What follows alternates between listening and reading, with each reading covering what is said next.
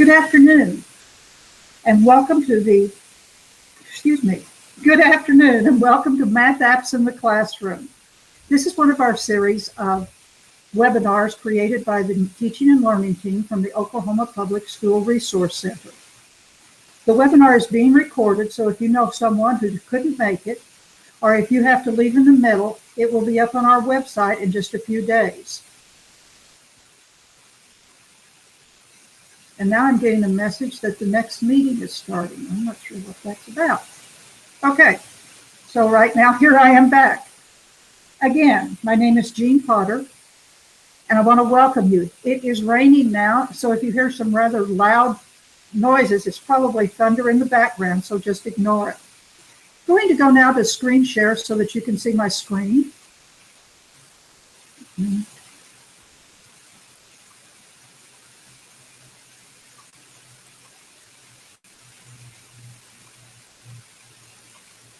And as I said, these webinars are being recorded and will be up on our website. This is a work in progress, so let me guide you through how to find them. To go to the members only page where these will be found, you can find these. Go to opsrc.net. Go to the login button, and if this is your first time here, let me show you how to create an account. Simply click on this button and fill out the information that's required.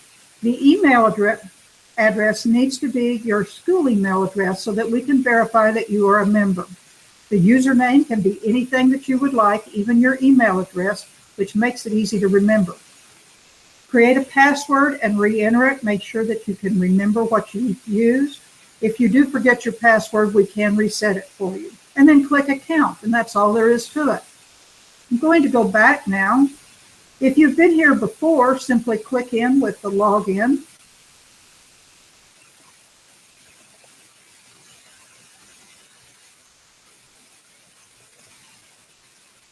If I could type, it would help. And log in. You're going to come to the members only page, and we're interested in looking at the teaching and learning page, so I'm going to click on that. The webinars will be found in the Technology Integration Online Professional Development. So click on the Online Professional Development link, and it will take you to a page with two different choices. Webinars like this one will be posted here. They will be arranged by date so that you can find those there. I'll try to get them up within a few days after the webinar. We're also starting a new series called Web and Go. These are short screencasts that will probably last only about 15 minutes or so, and they're on specific tech tools. We'd love to have you join and watch those also. Those will be added to in the near future.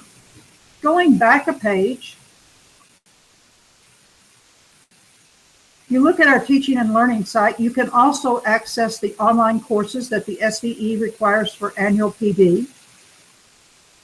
You can access any of the face-to-face workshops that we have presented, or you will be able to shortly. And if you click on this, you will find the guidebooks, the presentations, and any of the resources that we used in those presentations. And if you'd like to come to one of our face-to-face workshops, just click on this View Our Upcoming Events, and it'll take you to the registration page where you can see all of the upcoming events for the next 2 or 3 months and register there. Okay. That's enough about OPSRC, but now you know where to find the webinars once they're posted. So now let's talk about math apps. After all, that's the reason you're here. Since it's my goal to make sure that your time is valued, this webinar should last less than 30 minutes. And that's obviously not enough time to do much more than take a quick look at a few apps. So I'm going to show you a few of my favorites.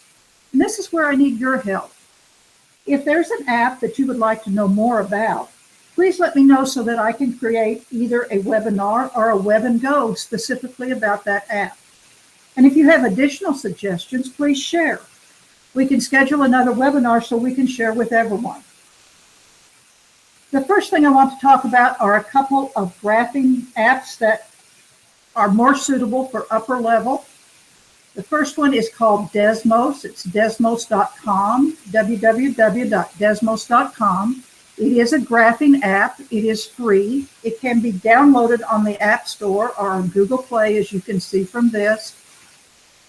And it's fairly simple to use. Let me show you a couple things on it.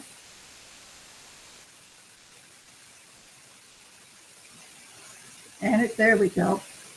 And so if I want to put in, if I want students to be able to see what a particular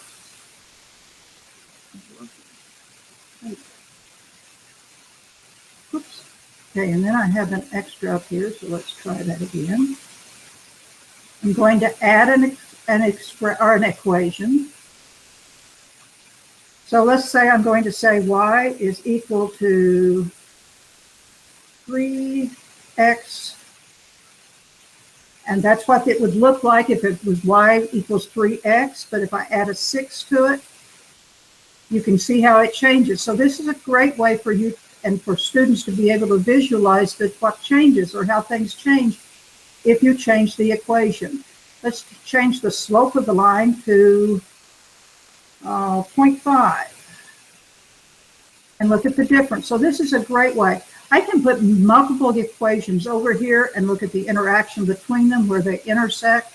So this is a great app for looking at some of the things that are a little difficult for some students to visualize. And again, it's free. I'm going to leave this and go back one. The nice thing that I like about Desmos is that there's quite a few different examples that you can see right here on the page. They have some great tutorials at the bottom. If you look at Learn Desmos, it'll talk about how to use the graphing calculator. It will take you to some activities or even some professional development. Or if you go up here to the top, there is an entire website on activities to use in the classroom. And I've looked at this a little bit. Give it a second to load. In fact, this is the one I played with, was marble slides. And what you do is you try to create a line that will cause those marbles to fall down and hit each one of the stars. I will tell you that I was not particularly successful at it. I need to brush up on my algebra again. But that's Desmos. I think it's a site that you might be able to use if you have students who are working in, especially in graphing and learning how lines change based on the equation of the line. The second one is an old friend of mine called Geogebra. I hear it pronounced all different kinds of ways, but it's spelled Geogebra. It is an open source dynamic mathematics software, and it can be accessed from all different ways. I can use it on the web, which I will today, but I can also download it and use it on tablets, on desktops, and on phones without having to be connected to the web. So if I go back one, let's just look at it very quickly. I start Geogebra. I can look at a variety of different apps, taking its time coming up. Right now it's a graphing calculator. I can also look at geometry, and since we looked at graphing calculators a minute ago, let's look at geometry. If I want to draw a polygon,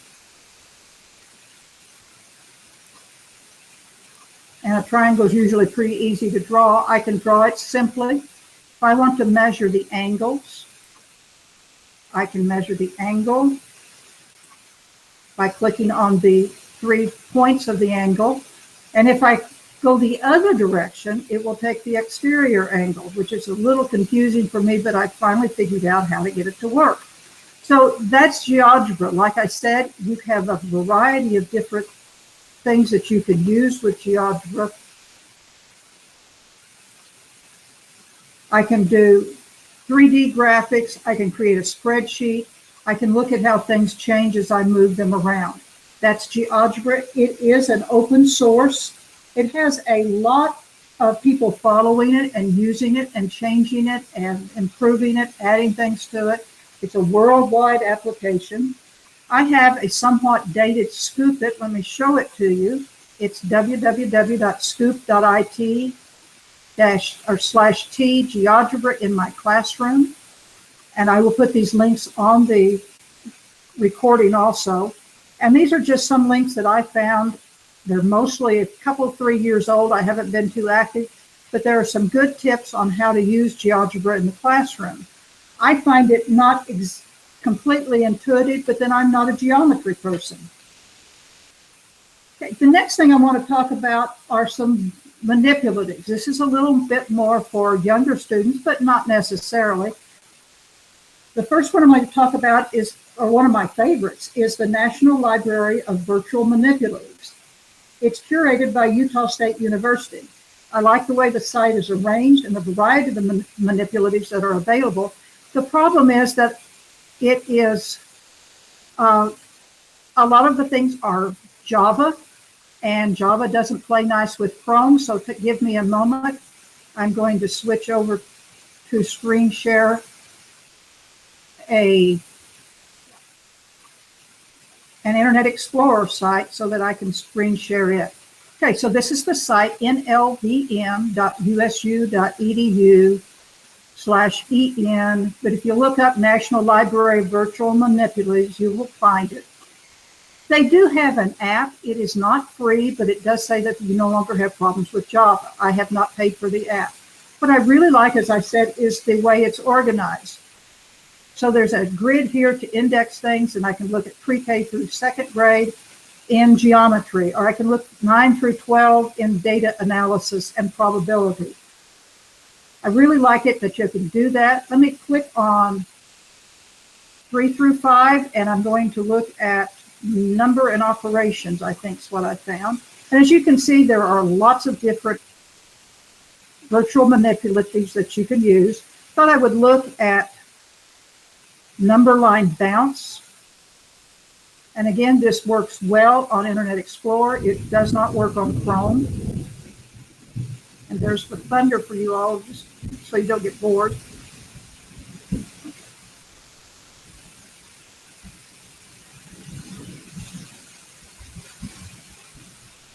Okay, Java is loading.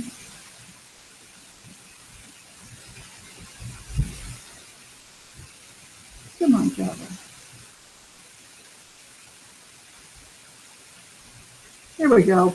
So it gives you, the instructions are a little bit difficult for me to find. They were a little bit hard to see. But what I'm going to do, what it says is to click to select a bounce arrow.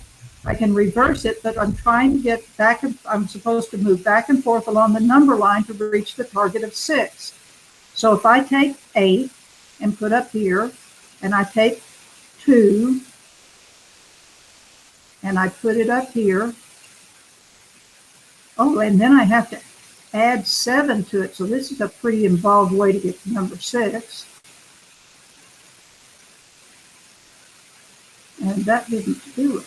Okay, so how am I going to get, oh, I see. I'm going to, let me take that one down. I'm going to add another 3. Well, I'm supposed to be adding to that. Okay, well, I didn't do a very good job. Let's start it all over again. If you people are snickering out there at me. Okay, so I start with 8. I'm going to add 3. Gets me, no.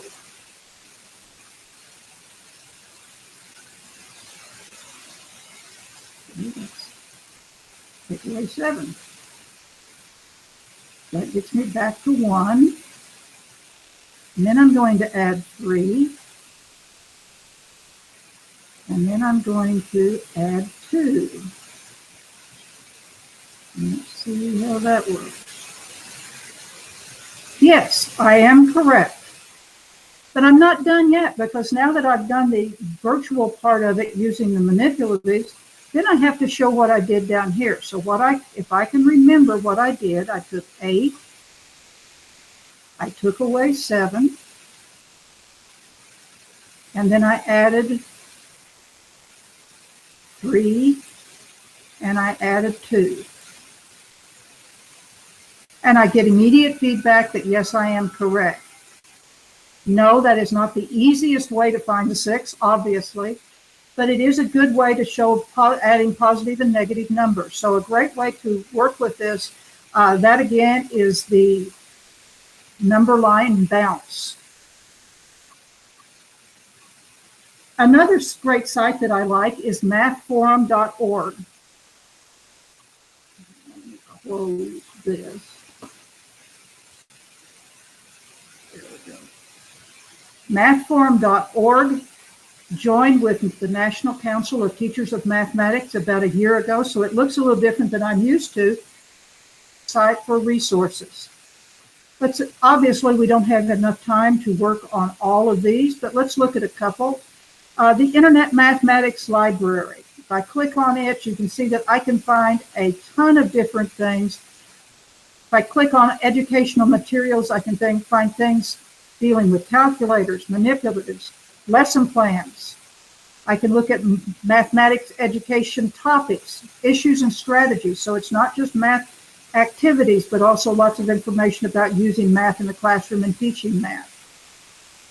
If I go back one page where I used to really like to go, and I still can, is to go to the math tools. I don't find this as easy to navigate as I do the National Library of Virtual Manipulatives, but I have been able to navigate it. What I'm going to do is look at one of my favorites. I'm going to say it's about Math 7. And I'm going to say it has to do with geometry in space. And I'm going to say that it is a tool. I also could check the lesson plans or various other things. And I'm going to say I'm going to use it on my computer. And then I'm going to go. So I used a lot of different filters to get there. And if I can find it again, and of course I can't. There it is. It's building houses with side view. I already have it open, so it should be a little quicker. I will tell you that to me, this is a time sink. I can get lost in this very easily. This is the one I started a few minutes ago and was not successful in it. What it does is it gives you 3 different views, a top view, a front view, and a right view. And then you build or break down blocks to create that view. So if I have a build here, I can put another block in. The tricky thing is that I'm supposed to be able to create whatever shape this is with only 12 cubes. And obviously, even if I take out the one that doesn't work, doesn't need to be there, I'm a little above 12 cubes. And it needs to look like those pictures if I were looking straight on from each of those perspectives. And I'm going to come back and work on this a little bit. Again, that can be a time sink, and again, it does not work unless you are in something that will run Java. So realize that, but it's a great way to look at perspective in a variety of different ways. There are many, many other things on that form that would also be the same. I'm going to switch back now to Google Chrome. So I'm going to go to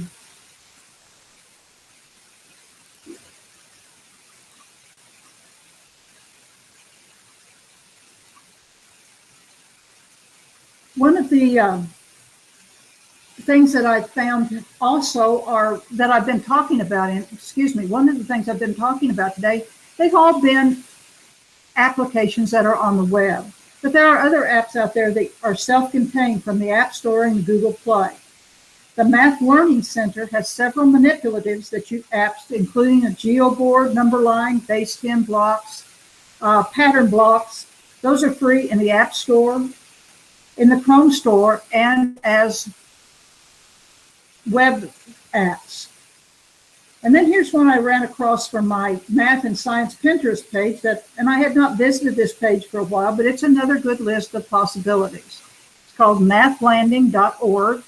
And again, they have a search engine that you can use. There are some webinars that you can look at. So another way to find some resources to integrate technology into your classroom.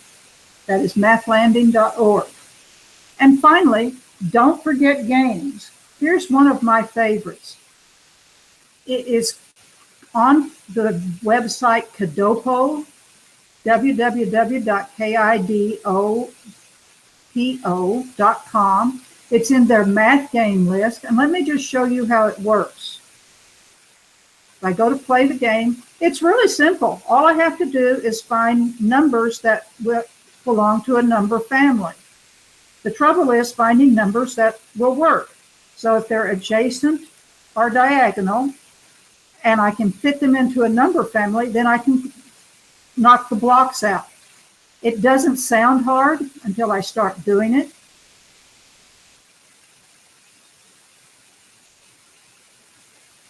But it takes a while.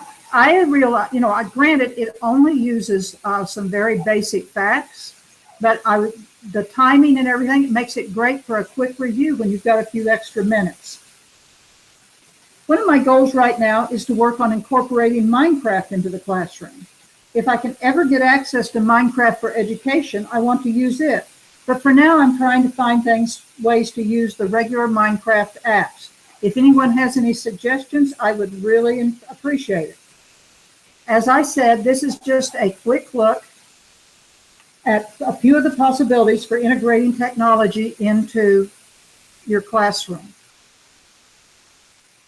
There wasn't time to go through a lot, but there are enough here that I think you can get some ideas. I'm going to turn my camera off so I can put some annotations at the end of this.